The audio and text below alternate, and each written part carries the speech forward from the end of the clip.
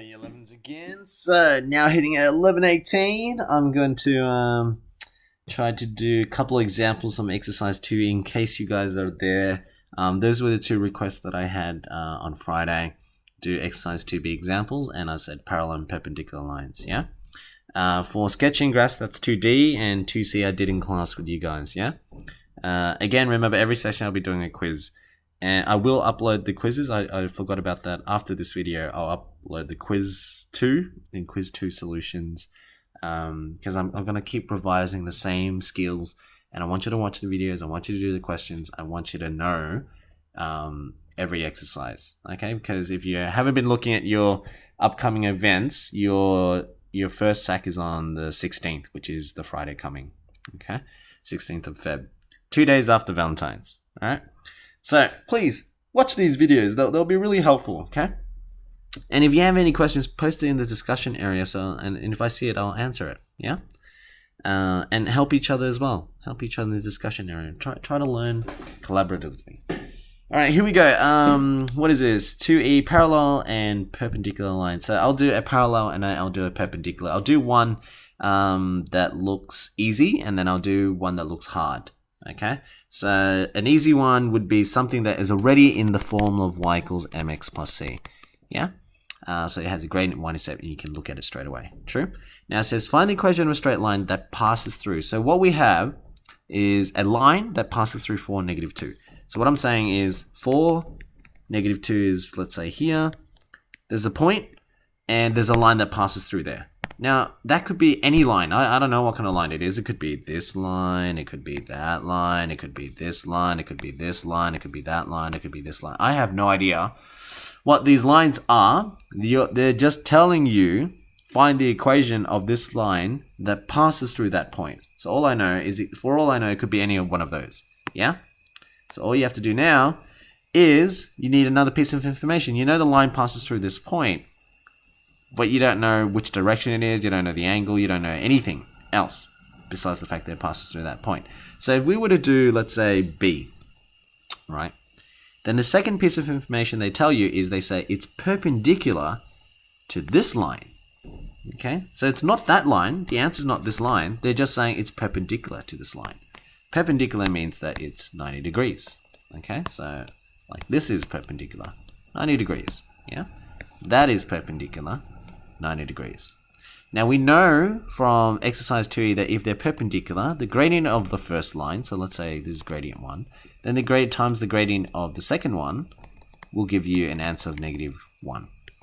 Okay, that's the property that you know. So that's what you're going to use to answer B. So I'm going to do 1B to start off with. So let's do 1B. The line is y equals 2x plus 1. So apparently it's perpendicular to this. Why do we need to know this? Because if it's perpendicular to this, this is the gradient that they gave us, and that is equal to, let's call it m1, that is equal to 2. So if it's perpendicular, then the line that we want, okay, there's a line that we want. We don't know what the line looks like. We just know that this line now, with this new information, m1 times m2, if it's perpendicular, it has to equal to -1. Now, if m1 is 2, so 2 times something has to equal to -1. That's what we know. Now, you can solve for this. You can say, well, if it's times 2, divide 2 on both sides. True? Divide both sides by 2. So if I just called this x, for example, you'd say divide both sides by 2. 2 divided by 2 is 1, so x must equal to -1/2. Because that makes sense. 2 times -1/2. Think about it. Half of 2 is 1, and you got a negative, so it's -1. True. So why do we need to know that? Is because what you just worked out is you already know m1, you don't know what m2 was. You just figured it out now. m2 is -1/2. What is m2? m2 is the gradient of the line you're looking for. See, this is not the line that you're looking for. You are looking for a y equals mx plus c. You have nothing at this moment. And you just figured out that gradient, the line that you want, the gradient has to be -1/2. Why does it have to be -1/2? Because you know it has to be perpendicular. And that's what you just proved. You're like, all right, well, it's going to be perpendicular, then this has to be -1/2. That's the only way for it to be perpendicular with this line. I hope I made myself clear. Yeah? So now you know m equals -1/2, and you're going back to exercise 2C again. Okay, so now you know it's y equals negative half x plus c. How do you find c? You know, going back to what I taught in on Friday. I also recorded that video. You can watch it again. But you know, it passes through. See, this is the only other information we got. When x is 4, y is negative 2. So in our equation here, that's what you're going to do. You're going to sub in the coordinate that you know this line passes through. This line has the coordinate when x is 4, y is negative 2. So that's what I'm going to do. Negative 2 into the y and 4 into the x. So if I answer the question, here we go. Negative 2 equals 2, negative half multiplied to 4 plus c. So there's negative 2, negative half times 4 is negative 2 plus c. And then to work out c, that's minus 2 in there. So I want to remove this. I'm going to say add 2 because that's the opposite of minus c2. Add 2 on both sides. Negative 2 plus 2 cancels out. You get c equals to negative 2 plus 2. And it also cancels out. So c equals 0. So what does that mean? My equation, I already worked out m was equal to negative half. So it's negative half x and c 0 plus 0. Which really is just the same thing as saying y equals negative half x. Bam! Okay, so that's exercise question 1, and that was B. Let's do one that looks a bit trickier. Yeah, I'll do a parallel one now, and I'll do one where it doesn't look like y equals mx plus c. Yeah, so I'm going to do G. G is parallel, and it doesn't look like y equals mx plus c. Yeah, so let's just move this. Actually, you know what? I'm just going to do it down here. I'll do it again. Okay, so here we go. G. We've got x plus 3y equals to 5. Agreed? We're used to it looking like this. Y equals mx plus c. So the first step you got to do with these kind of questions, rearrange them. So that's an x. You want y by itself. So minus x on both sides. X cancels out.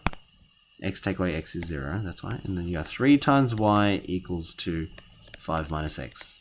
Yeah, 3 times y. So the only way to do inverse is if that's times y, opposite of it is divide. Whoops, what do I do? Alright, here we go. And so I'm going to divide. So I'm going to say, alright, divide 3 on both sides. Divide by 3. 3 divided by 3 is 1. 1 times y is clearly y. Now, a lot of students don't like fractions, so when they see this, they're like, oh, I don't know, I'm going to leave it as it is. Don't. Split it up. Yeah, you can split this fraction out. Remember, it's like 5 minus x to all divided by 3 is the same thing as writing 5 over 3, take away x on 3. They have the same denominator. True? When you want to subtract something, denominators have to be the same, and then you subtract the top. 5 take away x, which is that. Yeah? Now, why did I want to split it up like this? Is because then I now know what the gradient is. Now, see, if you look at this, this is where x is. Another way of writing negative x on 3 is you can write negative a third x. True? And this is a positive 5 on 3, so plus 5 on 3. See, that looks much easier. That looks more similar to this. Now you can tell the gradient's negative a third. For some of you, if your fraction's a bit edgy and you're like, well, how did negative x 1 over 3 become negative 1/3 x? Because I know I can split this up into negative 1x over 3, which is the same thing as saying negative 1x means negative 1 times x divided by 3. And just like splitting up fractions we did before, I can write as negative 1 over over 3 times x over 1. Yeah, because negative 1 times x is negative 1x. 3 times 1 is 3. It's the same thing. True? But instead of writing it like this, negative a third times x over 1, I'm just writing it as negative 1/3, and x divided by 1 is x. There you go. Same thing. Okay, so that's the explanation for those who are confused by negative x on 3. A lot of students struggle with that. It goes back to, you know, primary school fractions and year 7, 8, they hate fractions. Yeah? But anyways, here we go. So now I finally got the equation. Now this is not the equation we want. Okay, this is just the information they've given us. Yeah, they gave us this and I didn't like the look of that, so I changed it so it's something I know. Yeah, so now I know gradient for this one is negative a third, and the y-intercept for this one is 5/3. Now let's read the information. All we had so far is we know the line that we want passes through this point, and now we know it's parallel. Now if it's parallel to this line, If it's parallel, it means that they have the same gradient. Okay, so same gradient. So if they have the same gradient, I already know this unknown line that I want to find, I already know m has to have the same gradient, which is -3, because it's parallel. So if I rewrite it, I've got y equals -1/3 of x plus c. Problem is, I don't know what c is, but same thing again. You already know this line passes through for -2. So that's where you say sub for -2. So y goes -2, -1/3 times your x value, which is 4, plus c, -4/3, -2 plus c. And I know a lot of kids hate fractions, but you just got to get good with them. Okay, so that's -4 and 3. Then you add 4 and 3. Add 4 and 3. That's okay. Plus, minus, yeah. Inverse of minus is plus. That becomes 0. And then you got c is equal to -2 plus 4 and 3. A lot of students will struggle with this too. So 3 times -2 is -6. -6 plus 4, -2/3. Okay. If you're wondering how I did that again, fractions. -2 you can write as -2 on 1 plus 4/3. And all I did was I said the only way to add is common denominator, times this by 3, times this by 3. Yeah? That becomes -6/3 plus 4/3. -6 plus 4 is -2/3. Yeah? You don't add the denominators. Remember, fractions, you keep them the same. Yeah? Alright, so I've just answered parallel and perpendicular for 1b, 1g. Now I'm going to go back to the question, see which one else looks hard, which other ones look hard, and I'll try to describe it for you, okay? Blah, blah, blah, blah, blah, blah, blah, blah, blah, blah, blah. What's this one? For which of the following pairs of equations are the corresponding lines parallel to each other? Okay, so same thing. If you want to know if it's parallel or not, you just got to check if they have the same gradients. So, for example, I'll do question 2 quickly. So if you do question 2, you got to read the questions. A lot of kids just bomb out because they see a lot of fractions and equations and they get scared. Don't. Read the question. Yeah, just read the question. Take your time. Read it. All it's asking is which one of those are parallel. And we already know if it's parallel, it has to have the same gradient. So this is my first equation. 2y equals 6x plus 4. We don't like that form. We like it when it's in y equals mx plus c. So this is times 2. So divide 2 on all sides. So I divide this by 2, divide this by 2.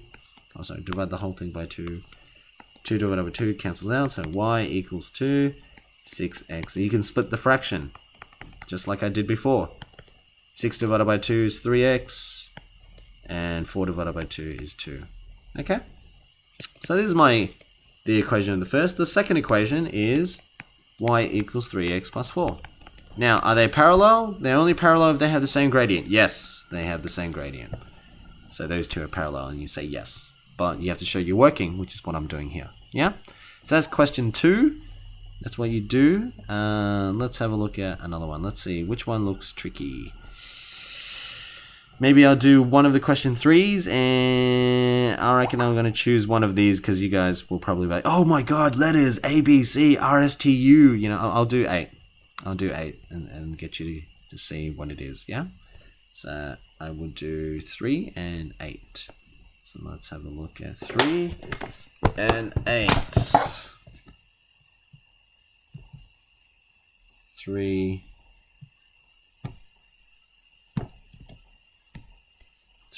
and 8. Let's do 8.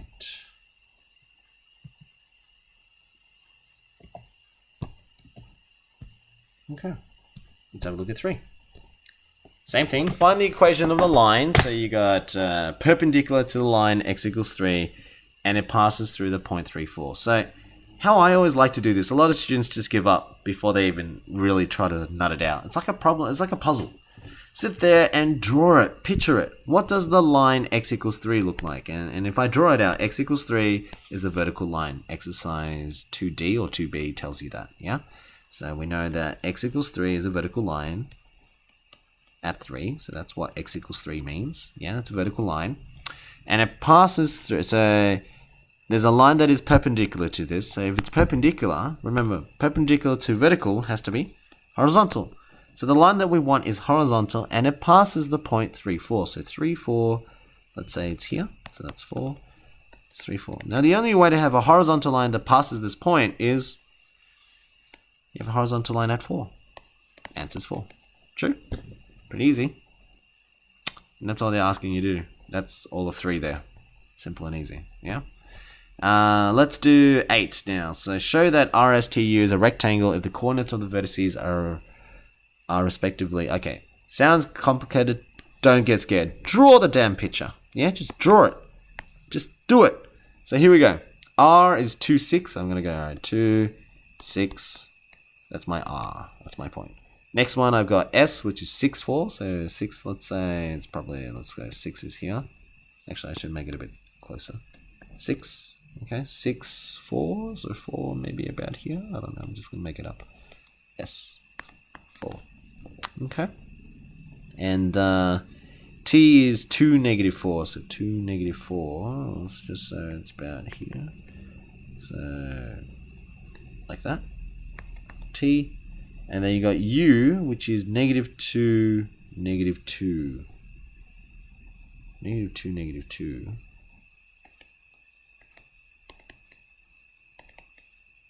So maybe about here. Oh, okay. I think I've drawn the rectangle. Is it a rectangle? It is. Because it's clearly, they say it's a rectangle, I'm just going to try to draw it so that it fits correctly. So because I didn't do the scales, that's why. But anyways, I'm drawing the picture so you can visualize the rectangle that you have. Okay, and because it's a rectangle, it's 90 degrees. That's what they're trying to say. Okay, you got that rectangle that looks like that. And they say show that it is. Now, the only way to show it is if you tell it that it's perpendicular. Because we know a rectangle, these have to be 90 degrees. True? So you just got to show that, you know, RS, which is the line R to S, has to be perpendicular. This is the symbol for perpendicular to R to, what was the other letter? U. R to U. So it has to be perpendicular to R to U. R to S is also perpendicular to S to T. Yeah, S to T is this way. Yeah, and then you just got to show that U to T is also parallel to S to T. It's a lot of work, but you know, that's the gist of what you're doing. So you want to do U to T is also parallel. I mean, perpendicular to, or you can also say U to T is parallel. If you can just show that U to T is parallel to RS, then you're done.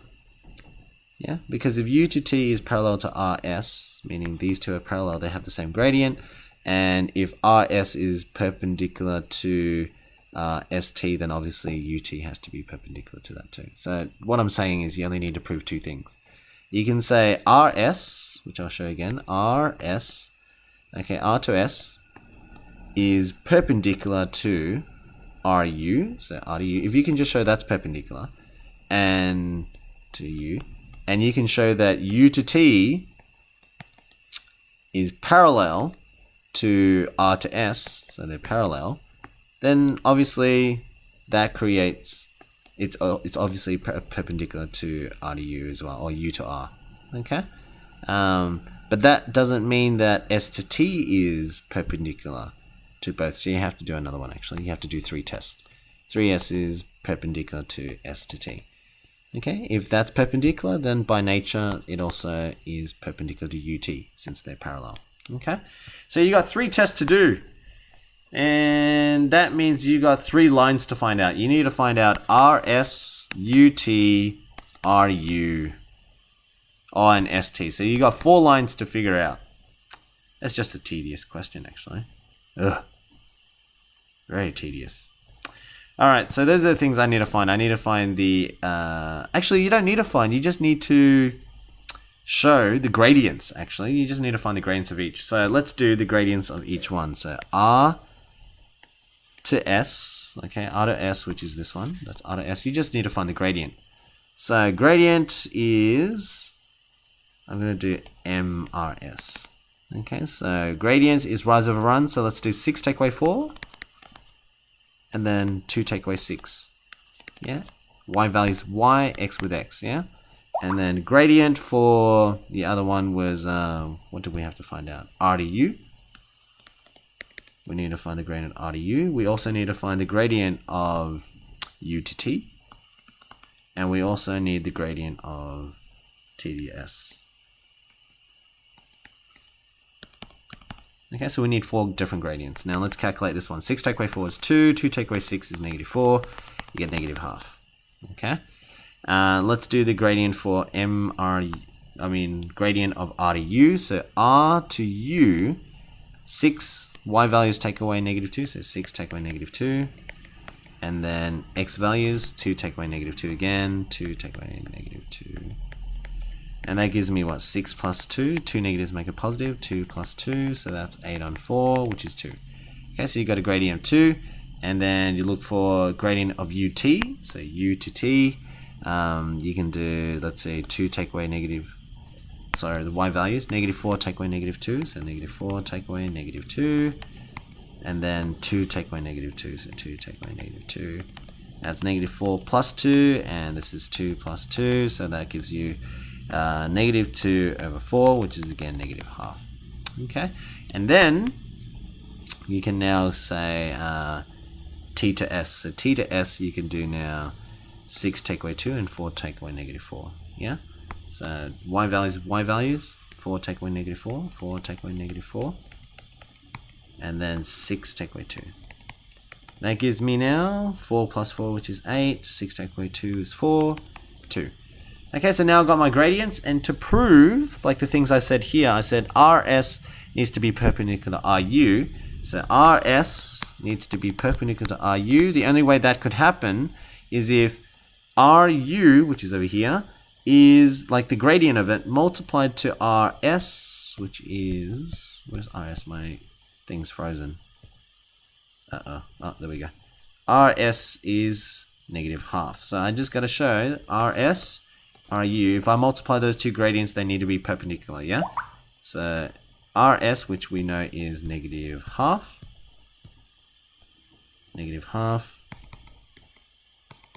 times RU, which is 2, and yes, that equals negative 1. So therefore, gradient of RS times gradient of RU equals negative 1. Therefore, RS is perpendicular to RU. That's true, yeah? The other thing we needed to prove was that UT is parallel to RS. So gradient of UT, this is UT is negative half. Now for it to be parallel, so gradient, so RS and UT, for it to be parallel with UT, okay, the gradients have to be the same. So let's have a look. Gradient of RS, does it equal to the gradient of UT? And let's have a look. RS we worked out to be negative half, and UT was also negative half, so it's true. Negative half, negative half. Therefore, RS is parallel to UT. See, I'm just proving it. I'm just showing that, you know, they have to have 2 parallel lines. These 2 are parallel, and these 2 are parallel and perpendicular, yeah? And the last one I need to show is RS is also perpendicular to ST.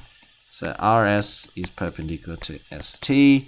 So I'll have a look. Gradient of, if they're perpendicular, that means gradient of RS times gradient of ST has to equal to negative 1. So let's check it. MRS is negative half times MST or TS is also 2. And that's true. Therefore, RS is perpendicular to ST. There you go. So you've proven that, you know, you got RS, R to S, is perpendicular to U to R. So that's perpendicular, that's what you've proven. And you also proved that R to S is also perpendicular to S to T. Okay? And you've also shown that R to S is parallel to U to T. So these two are parallel. And if they're perpendicular, then that means these two have to be perpendicular too. Yeah? There you go, and you got yourself a rectangle, or in my case, I drew a bit of a square there. Okay, but that's question 8. That's how you kind of like prove. It's obviously easier if you have less coordinates and you're just dealing with like a triangle. But there you go, that's exercise, what is it again, 2E. Hopefully I've covered quite a bit for you there so that you know how to do this. Okay, I'm going to upload this. It will take a while, but I'll upload it. Okay. Thank you, year 11s. Study hard, or stay smart. Don't study hard, study smart.